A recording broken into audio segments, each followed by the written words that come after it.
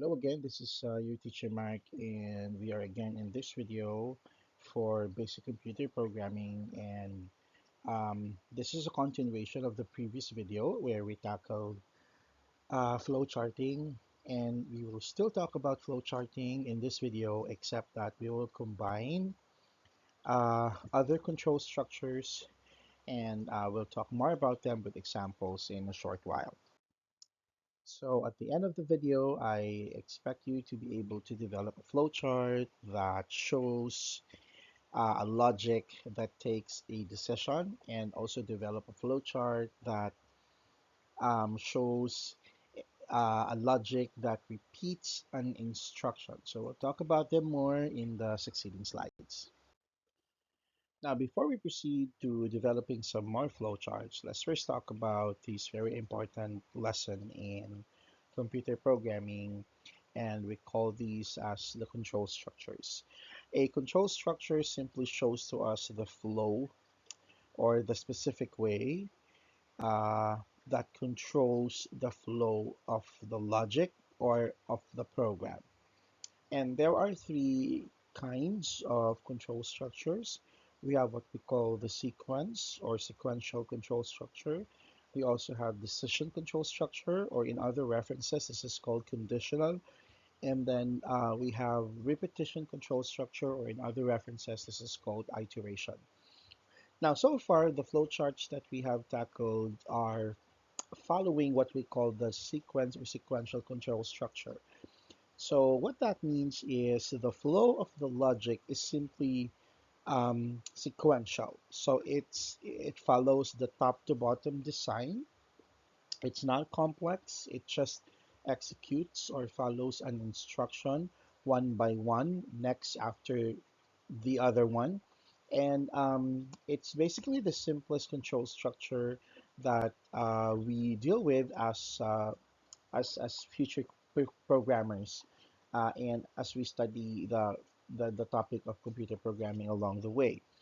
Now, of course, in reality, not all programs follow that, because there are cases when our program should be able to make a decision based on an element or based on a condition, such as, for example, when we enter the wrong password or wrong username, um, the program should be able to identify that and should not proceed to the login page. Why? Because the end user entered the username or password incorrectly. So in that case, the logic or the flow of the program will take a different route because an incorrect data was entered, right?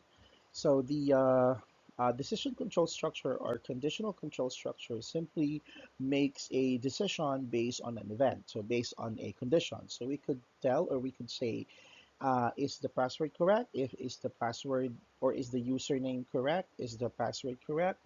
If the password is correct, then a different path should be taken, then the login page should be shown. But if the password is incorrect, then the program should take the end user to another flow or another logic of the program because the entered data is incorrect. We also have what we call repetition control structure or iteration control structure, which basically just runs um, an instruction, part of instruction of the flowchart again, because of various reasons. So let's get back to the scenario about the username and password. Now, if an end user will enter an incorrect username or password, let's say for example in social media like Facebook, the program will not hold or will not stop right there. The program will actually enable the end user to enter the username and password again. So in other words, what happened right there was the program was able to redirect back to the starting point of the program, which is to ask the end user to enter the username and password again. So if you come to think of it, we are repeating the instructions over and over again until the end user will now be able to enter the correct username and password. So hence, that's why they are called the control structure because it really controls the flow of the program. Now, as you can see in this example, this is a sequential control structure, which is, like I said, not complex. And as you can see, it just follows the top to bottom design. You start it, you get some data, you process it, and you display the result, and then you end it. So as you can see, it's not complex. The arrow is unidirectional. It points out to the same direction. There's no changes in terms of the flow. It's just from top to bottom. And that's basically the reason why it's called sequential, because the instruction just are just laid down sequentially. Whereas the other control structure will alter or will change the flow of the logic of the program because of certain events, like in the case of decision when a condition happened, and like in the case of repetition when we want to repeat another set of instructions. Now, before I proceed, you learned this from the previous video. You have here the basic flowchart symbols and their annotations, and I've mentioned from the previous video that we focus on the first four symbols. This time we will now consider the fifth symbol, which is diamond, which indicates that there is a decision, right? So now, what you see on your screen right now is an example of another control structure that's not sequential because it does not really follow the instructions in a sequential manner. Rather, there is an alteration of the arrow, as you can see. As compared to the previous examples, the arrows no longer follow the top to bottom design because one of the arrows actually leads to the right path, which is a different path. Now, why is this happening? Number one, because we're now using the diamond symbol, and number two, because we are preparing a different route or a different path. Should the decision or the answer to the question inside the diamond symbol, or should the decision yields a different result? So what do I mean by that? Now, as you can see, we still need to start the flowchart by using the oval symbol, and then we need parallelograms in here to ask the user to enter number one and number two. So what this flowchart does is it compares the number and then it determines which of the two numbers is the biggest. Now, as you can see, we are now using the diamond symbol, and inside the diamond symbol is a question-like statement. So what you put inside the diamond symbol should be a question that's answerable by yes or no, or true or false. Now, as you can see, if the number is indeed greater than number 2, then we follow the yes path or the yes arrow. That's condition, if the result of the condition or inside the diamond is yes or true. Now, otherwise, if number one is not bigger than number two, then we follow the path labeled with the statement no. And if we follow the statement yes, then we display um, a different statement. As you can see, we say display number one as the biggest number. So that means if it's true that number one is bigger than number two. Otherwise, if that's not true, then we follow the no path, which displays number 2 instead of number 1 as the biggest number. And then, as you can see, both the arrows of yes or no will eventually lead to stop or ending oval to formally end the flowchart. So this is the reason why it's called decision control structure, and this is the reason why it uses diamond, because there can be yes or no or true or false answers. Now, because there are yes or no or true or false answers, then that means there are two possible paths that can be taken, that can be followed by our flowchart. And hence, it's no longer sequential because it's no longer following the top to bottom design. Now, here is another example which is identical to the previous slide, and this is still an example of a decision control structure. So what happened in this flowchart is it evaluates whether the age being entered is qualified to vote. That means if the age of the end user is legal age, and the criteria of determining whether the person is of legal age is whether the age is greater than or equal to 18 or not. So we started it with an oval and labeled with start, and then as you can see, we asked for the age. So we said input age, and then as you can see, we have indicated again a question-like statement. Again, inside the diamond, it should be answerable by yes or no. So I encourage that you simplify the questions that you put inside the diamond.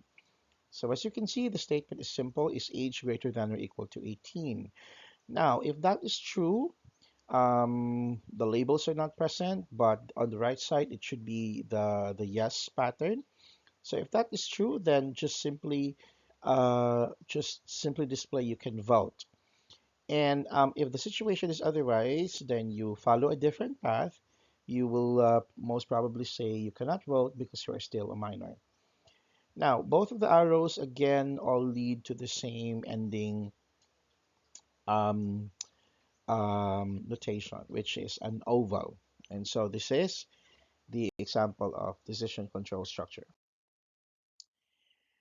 Now, in terms of the repetition control structure, as you can see, it still looks like a decision control structure because of the presence of diamond, but this time, if you look closely, some of the arrows actually went back to the previous set of instructions. Again, some of the arrows, or at least one of the arrow, actually leads back to the previous set of instructions. So as you can see on the left side, we started it and then we, let's say for example, perform some task and then we encountered a condition. Again, you put a question-like statement in there, answerable by yes or no. Now, if that is true or yes, then as you can see, the arrow leads back to the beginning of the task. So until the condition becomes false, then the entire process will always go back to the top. Unless if the result of the condition is now false, then as you can see, it goes straight to ending it. The same case is also true with the figure shown to you on the right side. We started it, and then the, the small difference of this figure compared to the figure on the left is that we encounter the decision first. We encounter the diamond symbol first. Now, if that is true, then we perform something, as you can see, right? But after performing that, then because of the arrow, that leads back to the beginning of the flowchart. But if the condition is false, then go straight to the end symbol. This is an example of a repetition control structure. We I have modified this from the previous example shown to you just a couple of moments ago. We started it again. We input, we entered age, and then again we raised the question: is age greater than or equal to 18? If it's not 18, then as you can see, the next symbol is parallelogram, that which says you cannot vote because you are still a minor. Now, the only difference of this example is that there is an arrow leading back to inputting your age, right? So logically, this means that because you're a minor, you will not proceed to voting yet, but we will ask you again about the age, right? So because the age has been asked once more, then an end user will have to enter it again. Now, if the age again is again not greater than or equal to, then based on the arrow, it will again go back to the instruction which asks for the end users to enter their grades. If it becomes true finally, then as you can see, the arrow leads to the right path, and you will simply display something like you can vote. And then after we perform the process, if you wish, you can also add a rectangle notation in there, and then you label it with voting process begins, just to indicate that right after the end user is allowed to vote, then voting then happens. But anyway, for now, that will suffice. And as you can see, after the statement you can vote is displayed, then both the arrows um, coming from the no path and coming from the yes path all leads again to the same symbol or same oval, which formally closes the flowchart. This is again another example, and this is the guessing game. As you can see, based on the logic, we first ask to enter the magic number, and then we assume that the magic number is 5, right? As you can see on the screen. Now, is the number or entered number equal to 5? Is it equals to 5? If no, then just simply say incorrect. You try again. So as you can see, based on the arrow, the end user can keep on trying by entering over and over again until it finally is able to guess the magic number. Now, if the magic number is already guessed, then as you can see, a different arrow is taken. Um, just display the statement, you guess it right. And then as you can see, because the end user has now been able to guess the magic number, then the arrow will lead, go straight to the end oval, which again will formally end the flow chart. Right, so we have discussed some examples of some more flowcharts, emphasizing on um, decision control structure and repetition control structure. Now is your time to try out what you have learned, and I hope you learned something today. You can develop a flowchart that asks for account username and password. And if any of the required data is incorrect, then tell the user that it is incorrect, and then terminate the flow. But if both data are correct, then simply display welcome. And we assume that the username is admin and the password is 123. Now, you can modify that one and develop another flowchart. If any of the data is incorrect, ask the user again and again until the correct data are entered. So uh, first item is an item that requires decision control structure, and the second item is an item that requires a repetition control structure. So I hope you learned something today. If you liked the video, you go share it, like it, and if you can subscribe to my channel, please do so. And I'll see you around for the next video. I hope you learned something today. I hope the journey is meaningful. And again, programming or computer programming is a skill. It requires you to take some personal practice sets, research, and collaborate with your classmates, with your friends, or with your colleagues. This is again your teacher Mark. I hope you learned something today again, and I'll see you on the next video. Bye bye.